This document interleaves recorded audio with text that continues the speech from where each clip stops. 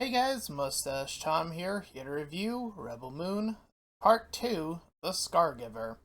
Now, I do apologize for being a little bit late on this review. I intended to get this out on the day after the movie came out, but my face cam decided to wonk out and break, so I had to, on my limited budget and one supporter, manage to finagle a cheap new one, so here's my cheap new face cam for you. So apologies in getting used to where the camera is. I'll probably not be looking directly at you guys, the audience, 100% of the time, as I have my notes on the right hand side of me. And yeah, so a little bit stuff to get used to, but here we are, back at it again.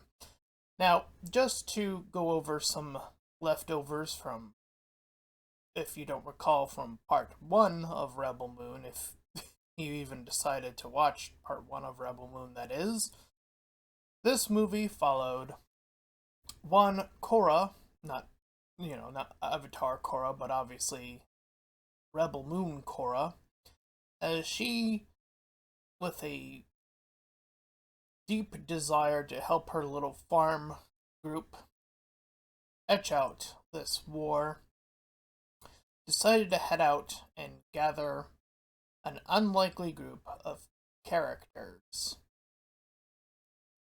Now, I said characters, but I probably should have just said insert blank piece of wood here, as one of the main issues with part 1 in particular is that while she got the biggest part of her backstory sections in part 1, the remaining characters seem to just sort of join her and really just lend their aid without understanding who or why any of them decided to even join her up in the first place.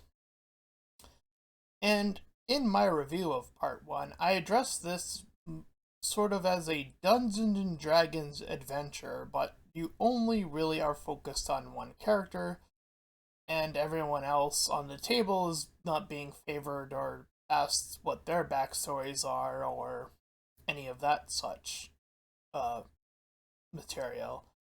So, yeah, imagine that. So, it's not so surprising, I suppose, that Scargiver would have to address that issue. Now, how they decided to handle that issue was baffling, and dare I already say, too little too late, because I think I should address something that comes up as a continued issue with part 1 that's still in part 1, despite there being a part 2.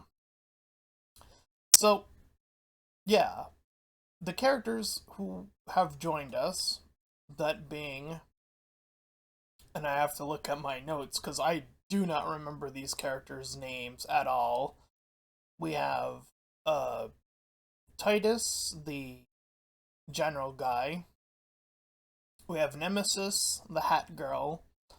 We have Turok, the animal guy. And we have, what was her name? Milius, I believe her name is. She's like one of the rebel people that end up joining her. And we have the robot, who ends up at the end of the movie anyway.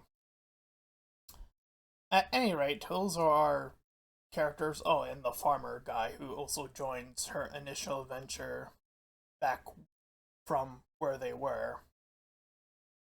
So that is our party.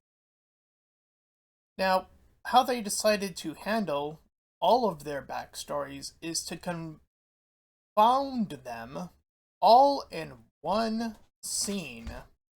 That means back to back to back, all the characters have a moment right before the battle happens where they all exposit their backstories. Now, I've heard criticisms, because I was pretty late to the party, obviously, so I've obviously heard of criticisms in particular regards to their backstories are far too similar. And I do have an asterisk for this. Believe it or not, I am going to defend this to a degree. I know that is a sorry state of affairs to be in, and I probably shouldn't be doing it, but hey, it's true that this isn't the only story to have similar or almost close to identical backstories. In fact, one of my favorite games and one of the Game of the Years, or I think it was, or at least nominated for Game of the Year at the very most, if I recall correctly, was Ghost of Tsushima. That game has characters who have also pretty similar backstories. I mean, they're all being invaded by one singular force here too. All invaded by one singular force. It just turns out that they're all from different areas. So they're just all exploring the same idea, but from whatever planet they just happen to be from. So, yeah, I don't take an issue with their backstories per se.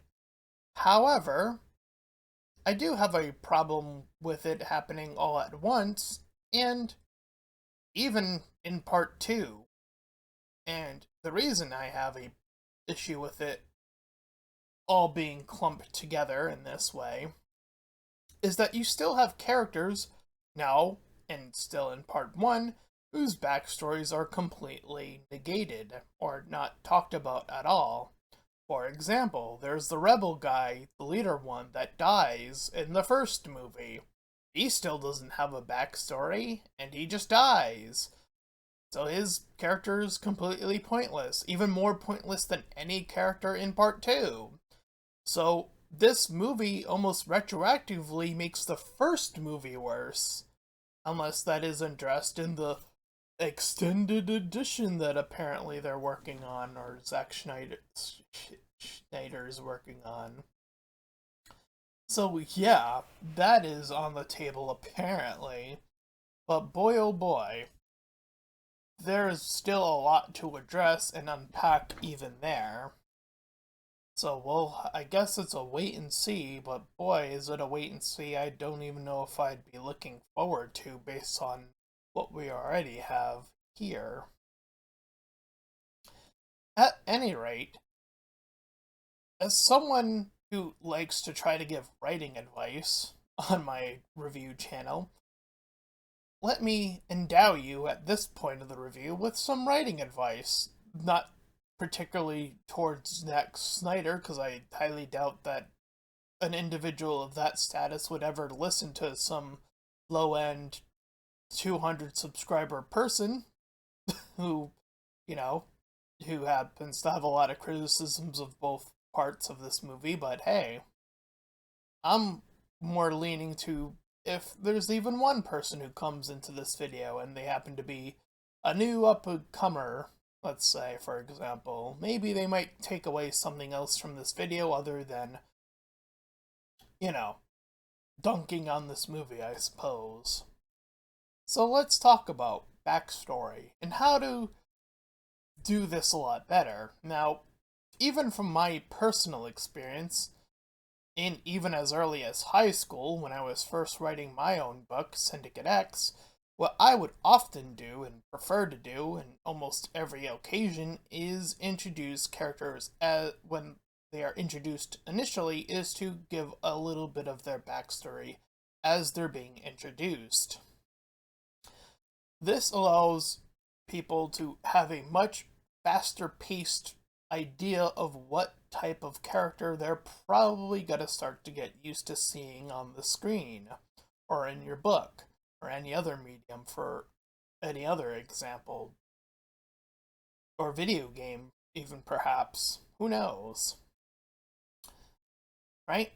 So that's one thing that I would immediately do, is give the characters some level of backstory. And this is something, again, that I already knew how to do in high school, so there really is no excuse for it all being clumped together here. I really don't see the reason for it. It just comes off as really rushed pacing, and it exacerbates the issues of it. If anyone does have an issue with their similar backstories, it since it's all so close together, it's like, oh, that was all close together and bizarre. And sorry for the flicker, my light's being weird. Anyway, getting to it, obviously, that also means that if you do have characters who happen to have a similar backstory, let's say, for example, to make sure that their personalities, if not their backstories, are significantly spread apart from one another. And that's another issue that I take part with in this movie, is that there isn't enough dialogue in both parts combined that really tells you more than their title of what they are, like Turok, animal guy, uh,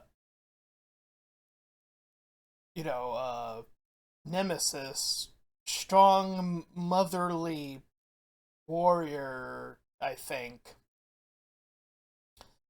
and I can't remember the general's name again. Oh my god. I'm trying to look at my notes, and I'm having trouble spotting his name on my notes.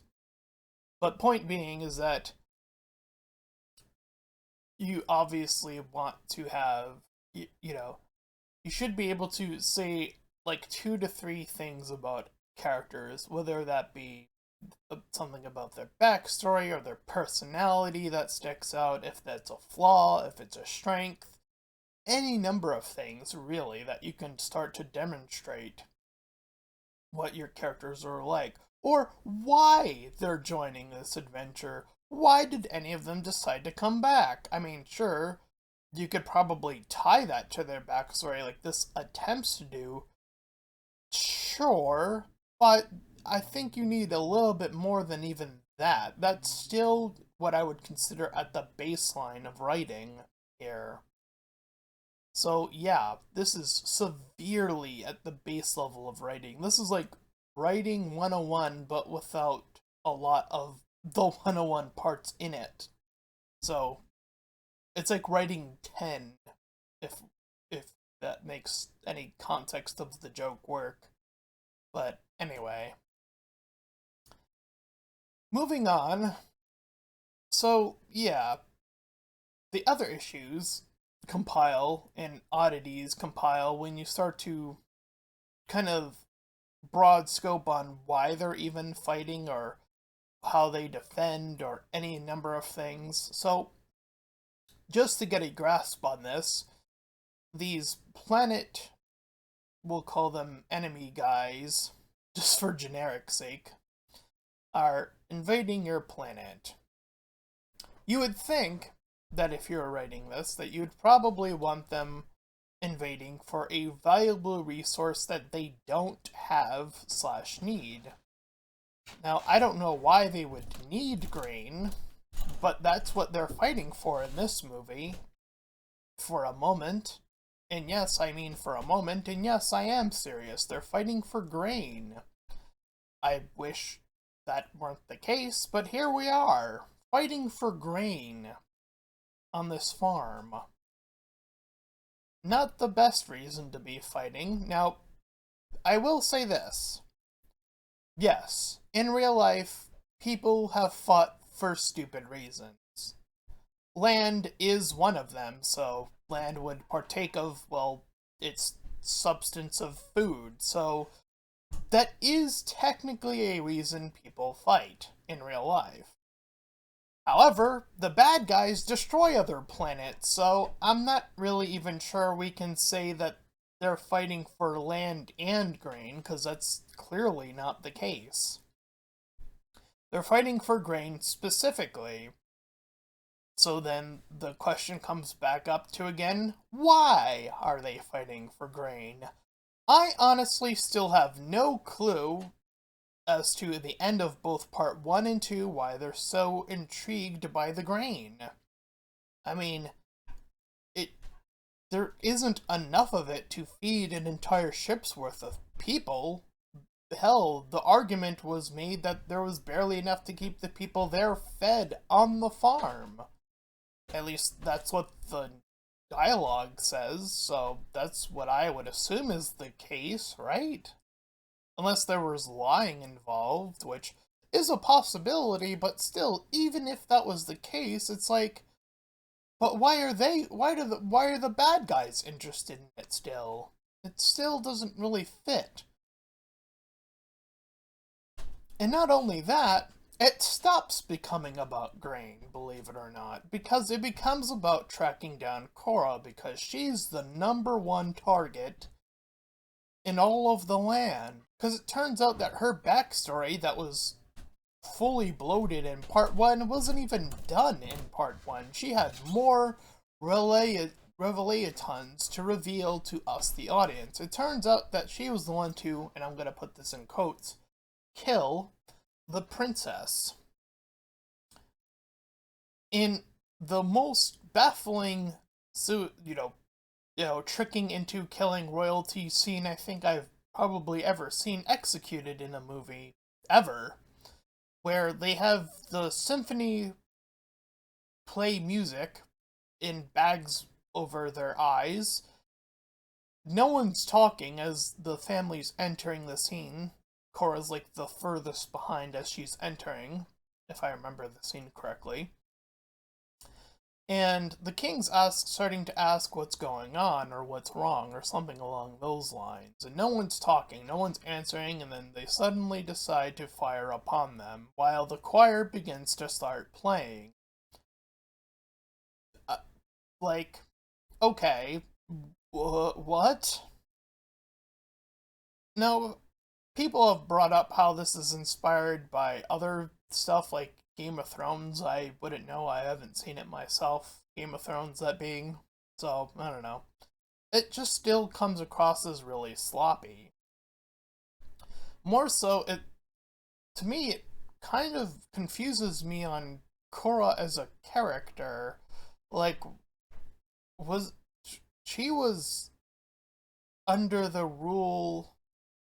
I thought she was purely under the rule of royalty, was she not? Was that not what was predicated in part 1? Or am I misremembering? I honestly don't know.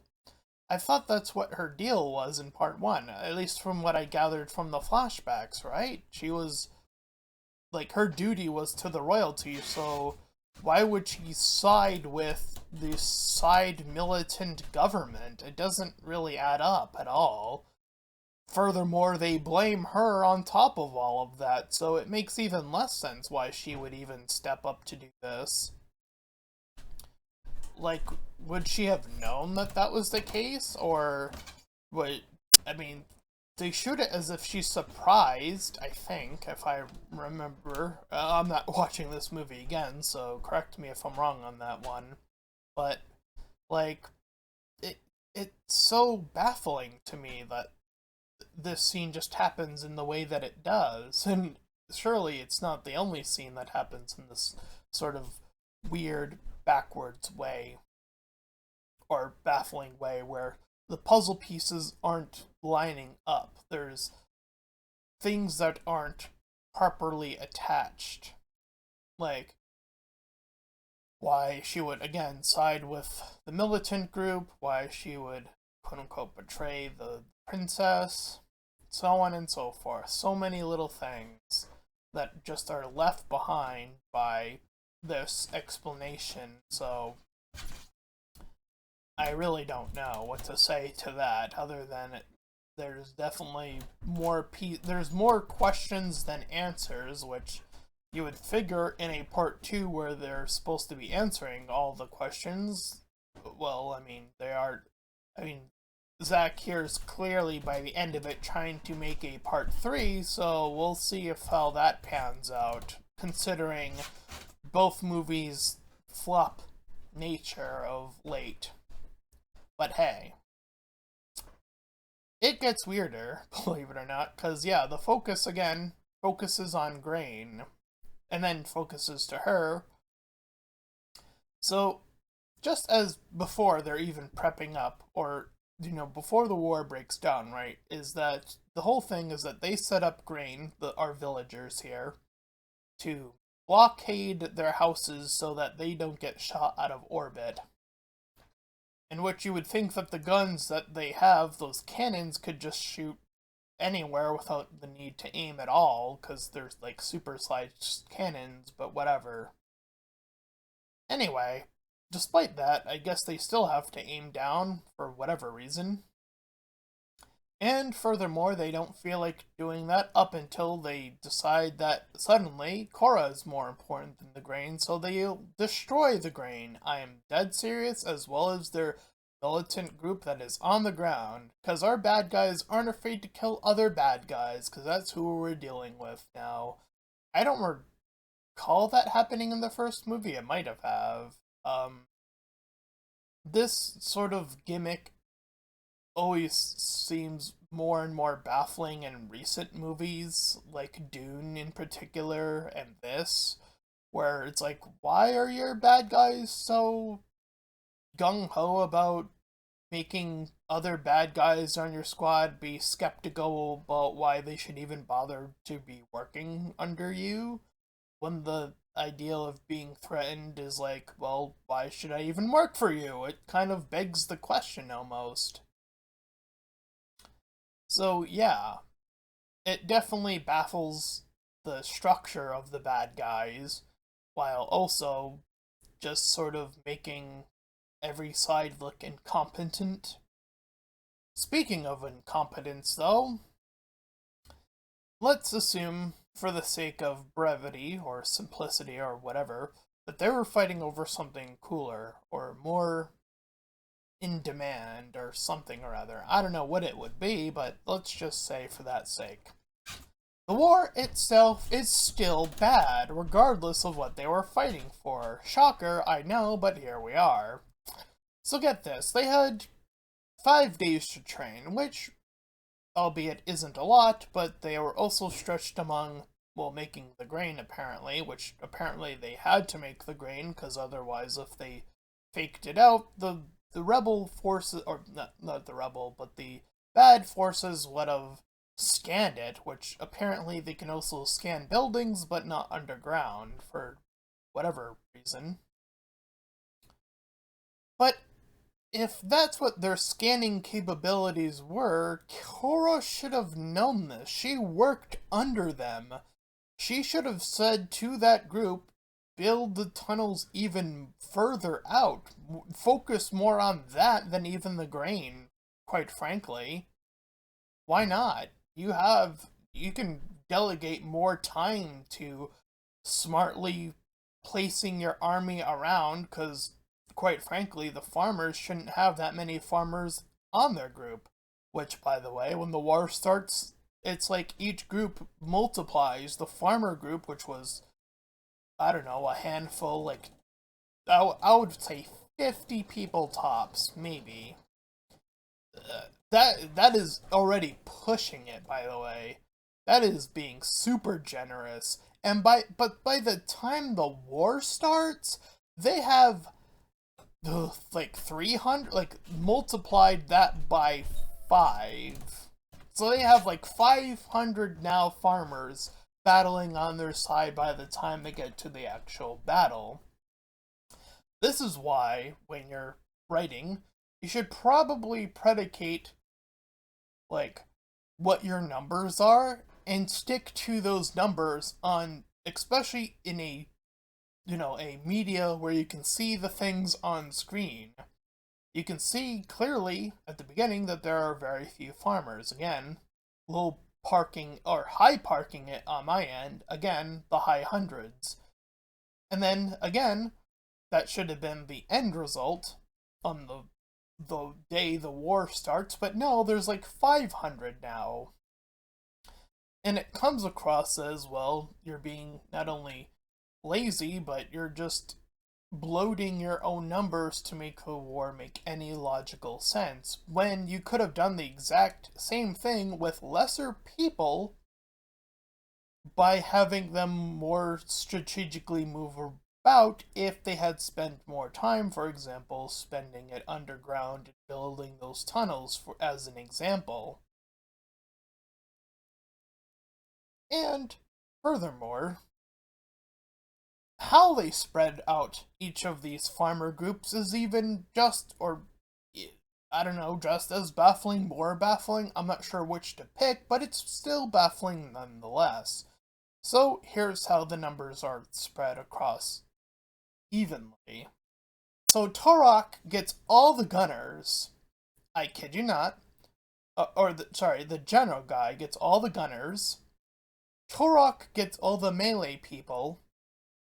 Uh, the what's her name again? Milius? Warpaint Girl. I'll call her Warpaint Girl from now on, because that's sort of what she was in the first part. Warpaint Girl gets like a mix, I guess, of those two, I think. Although technically it's more like she's solo, but like has major plot armor on her. That's her deal. And Nemesis gets nothing except the people that can't fight or won't fight. What the fuck were they doing? Wasn't the whole point of their training for them to not be like that, or position themselves, prep them to be like, okay, let's spread them evenly among the groups? Any number of these things? No! Why? By the way, Nemesis dies in this movie, and this is one of the reasons she gets to die, is that she gets surrounded by a bunch of cowards. And only the boy who sees her die, who they have these little scenes together to develop this sort of parental thing going on, I guess. And despite that, he is the only one among the people that Nemesis is stuck with, because that is her scenario. She's stuck with these people. He only comes in after the fact. And here's a good question. Why doesn't she get the girl who was really good with a gun on her group? Why is Pink Girl separated from Nemesis? Those two should have been together, if anything. That would have avoided this unnecessary death. But furthermore, that's not the only character you could have used. You could have used the military guy that they have on their side, because they have another military guy that's not Korra that's on their side. They have the have the girl that he likes, the farm girl that seemed semi-competent in battle. She was shooting, so why not pick her? Unless she was in that farm and then suddenly was being a coward too. I don't remember her being in the farm. I honestly don't remember her positioning in the movie after her scene in the training session, so I have no clue. But again, that goes to show that better showing where every character is a notable character is probably extremely vital to things like this, because it makes a character's death, aka this in the case of Nemesis, come off really baffling. In fact, it's not the most baffling death I've seen. That title still goes to Joel from from The Last of Us 2. Like, that scene ruined every character in that scene. Every character in that scene. Don't get it twisted. Joel is not the only character that is broken in that scene. Don't let the criticisms fool you. It's actually far worse than every criticism you've ever heard, because every character is broken in that scene. But here, there isn't really much to break, because Nemesis, like the other characters, isn't so much a character, but more of a character. She's more of a template for what a starting base would be for a character. She has potential to be a character, but her potential is literally cut short due to her being cut down when there was 5 bad guys invading her space. And yes, the badass of the series gets taken down by 5 general people, 1 super soldier, I guess, among them. I have no clue why that's the case, why they even. Because that wasn't set up anywhere. Speaking of, like, setting up your bad guys properly, you didn't set up that there would be, like, super bad guys or whatever. And the main bad guy also seems to be super to some extent, question mark. I have no clue how any of this works because there was no setup to how any of this works, because of course there wasn't set up to how any of this works. So yeah, Nemesis' death just comes off as extremely lazy when it could have been extremely potent. You could have done the exact opposite of it being extremely lazy. And yeah, when she dies, I kind of shrugged. I went, okay. When I should have been upset, angry, emotional, any number of things. And yet, there I sat watching this film going, whatever. It's fine. That's not the feeling I should have when a character dies.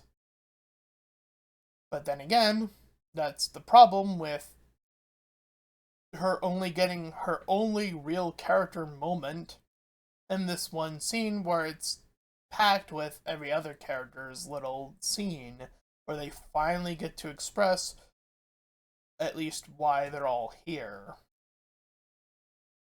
So yeah, this is all just so clumped together in poor pacing, poor distribution, poor execution, poor everything. And boy, does it get way worse. So yeah, Korra ends up leading her to her ship that is like way off in the distance somewhere, which, speaking of, they had a waterfall area. Why not hold off the people that didn't want to fight? Why didn't they move any of those people there? This is a question that is also just completely negated by nothing and no one. Because, of course, no one thought to do this. Why would they? They're being portrayed in everyone's being stupid and everyone's making stupid decisions. So they get on their ship, Korra's ship to be specific, and you would think that they would know how to track down their traitor's ship. But no, they do a little smoke fake out by placing a grenade up there, and then they like read that that ship in particular is all smoked out, and they're like, "Oh, go to the medic room." So you weren't gonna even scan all of your people to make sure like they weren't being boarded or any of that? Talk about inept bad guys. This just allows again the plot to progress to the next section, wherein which Korra then proceeds to kill a bunch of people in the hospital section, work her way up to where the section where she's gonna plant the bombs, and this generator, for a baffling, just okay decision, it has a face. I don't know why it has a face. That's not explained in part 1 or part 2, and I don't think part extended version is going to explain that in a way that's in any way satisfying, especially when it blows and she makes her way down. She enters into a coal section of the these ships. Why do these ships run on coal on top of being on a face thing? Both of these things in combination just seems even more baffling to me. Does that does that thing feed on the grain? Is that why they need the grain at first? I don't know. But boy, is it really weird. And yes, so we have now everything is exploding on the ship, and Korra makes her way, or attempts to make her way, back to the ship, which has been unassaulted or checked by anyone, despite the smoke signal. Everyone's still, flapping about, so no one bothered to check out the rest of the ship, I guess, to make sure, the repairs were in order. So another mark against the inept bad guys here. This allows the farm guy to wait it out all the way through. All the way until Korra almost gets all the way back to him. They're now in the same room, they're just on opposite ends with the main bad guy splitting them off from each other. So, we have a standoff where that is happening. Farm guy gets off of the ship to try to assist, and while more and more stuff is blowing up, by the way, and so the three get caught up in a finagled situation where everything starts to fall apart even more, where the ship is now on a decline, almost virtually 90 degrees, where they're pretty much fighting in that way, or like starting from a sliding position to getting to that 90% slant. Point being is that they are dealing with some really intense, just wherewithal of your own situation kind of deal, but they manage to fight each other, that being Korra and main bad guy here, with quite a great deal of precision despite that, and some of their blows, bad guy to Korra specifically, seems predicated on killing an individual from landing from one point to another at a certain scene towards the end of their fight, but hey, Korra lives because she's the main character in plot armor, come on. So yeah, bad guy gets a lucky, or I don't even remember the setup of how the farmer dies, I already forgot. My notes literally just say the farmer dies, because I was like, at this point, I'm just like writing like the cliff notes of the story. So Korra cries from her farmer lover too. Double pun, I guess. Whatever. And after the fact, she's like, oh no, I let another person die, and, the general guy, Titus, not Turok, Titus, that's his name, says how he knows about her backstory. No clue how he knows her backstory. He seemed to have been a general for a whole different faction based on the backstory we got, so this makes zero sense. Whoops, here we go again, doing it again, making no sense. How he even knows this, but hey, whatever. And tells Korra how the princess, again how he would know is baffling, is somehow still alive, after being shot and having a bunch of glitter magic spawn out of her body. And yes, that literally happens in the movie. And that was Rebel Moon, Part 2, The Scargiver. And you know what? I figured it out. I figured out the way to save Zack Snyder's entire career. I did it. And you know what? Zack Snyder probably won't listen to this part. Probably no one will get this far. But let's say from the off chance somehow, somewhere he did. I know how to save this man's entire career. And I'm not joking, I'm dead serious about this. This man should be writing parody. Done. Saved. Like, free money. That is how you save Zack Snyder's entire career in one fell swoop. Think about it. Think about every movie he's done and reconfigure it in your mind to be a parody, and my God, is Zack a sudden mastermind, isn't he? Because this movie is a parody, if nothing else. It's a brilliant parody, if nothing else.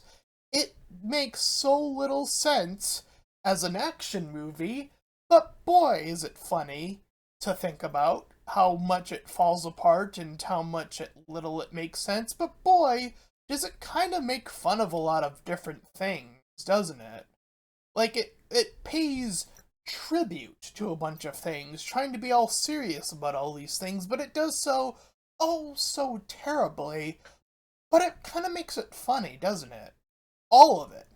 That is how you save Zack Snyder, and I think he ought to embrace it, honestly. I think that is literally how you save this man's career, because after this movie, and based on what I'm seeing how it's performed on, that's the move he needs to make. He needs to make a video. Just a video. I don't know if it's a YouTube video or when he's at a convention or something. And he just needs to say, you know what, I'm going to make parody videos. And every movie I've made is actually a parody. I know that might initially come off as sort of like, pretty bad, at least initially. But trust me, I honestly think that if people gave that into their minds and sort of ran with it, I honestly think that Zack Snyder's career would be just smooth sailing until the end of his career. 'Cause by God, is this movie as an action movie like, what, a 3 out of 10? But, asterisk, as a parody? I'm not gonna lie, this is like an 8 out of 10. I don't often score a thing twice, but this is a part 2 to a film. I guess it sort of makes sense to do something of that nature. But hey, I'm being genuine here. Like, seriously. Like, there's no part of me that, that wishes ill will on any creator. Quite frankly, I love to see creators make what they want to make, right? I love that. I love that people get that opportunity. So I, in turn, love that Zack gets these opportunities. I'm also envious that he gets these opportunities. Don't get me wrong, I would love this type of opportunity. As someone who's written his own book, trust me, I would love my own opportunity to get millions upon millions of dollars to make my book come to life in movie format. Even if it had to be split in 2 parts, I don't really care. I would want that opportunity. Surely. Obviously. Like, of course I would. That's like one of my dreams since I was a child. Well, I mean, I wanted it to be a video game first, but still, like, pretty similar, you know, outputs of what I want since childhood. So yeah, I would very much like to see content creators or creators in general continue to make the movies that they want to make. So I want to push that forward. I don't want to say stop. I don't ever want to be that content creator to be like, oh, just stop. Because I've gotten those comments recently for the previous video I made that was a review. So trust me, I know what that's like, to be told to just stop. Especially as a smaller content creator. I know how frustrating that is. I know how heartbreaking that is. I know how just, like, psychologically damaging that can possibly be to be told even before I was a YouTuber to just stop or you'll never publish your book. I was told that to my face, by the way, in college. So yeah, I've been told to stop a lot of times, but I still choose to keep going, and quite frankly, I think that this trajectory that I'm pushing for Zack can save Zack's, again, just smooth sailing. So yeah, I'm gonna give this 2 separate scores. So this is like a movie review like no other movie review. So again, as an action movie, this is a 3 out of 10. As a parody, again, this is an 8 out of 10. And that, my friends, is my review of Rebel Moon Part 2, The Scargiver. And if you ended up enjoying this full movie review, then please feel free to like, comment, and subscribe.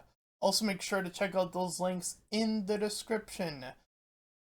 All these descriptions are pretty desperate on this point, but hey, I'm always here to do them. So the first will head you over to my petition to help out other smaller YouTubers, including myself. The second will head you over to my PayPal, where you can hopefully start supporting me and my channel directly.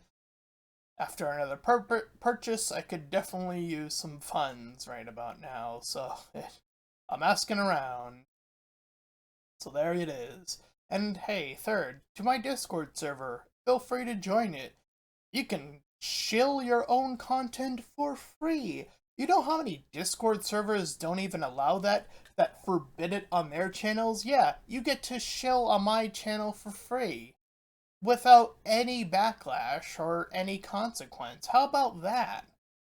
For excellent, excellent stuff. And you don't even have to become a Patreon member to join me. You could just ask me on on the comments. Ask for my Discord server and mention yours, and I'll add you. That's how simple it can be. And then there's all that. So, yeah. There's all the shilling, and hopefully, with this new face cam, there will be more movie reviews to come in the foreseeable future. But, who knows? My career has been pretty non-existing, and I still only have one PayPal supporter, so who knows? I'll probably die before success. But at least I'll go out knowing that I probably went out insane. Who knows? I don't know. Anyway, until next time, everyone. Bye-bye!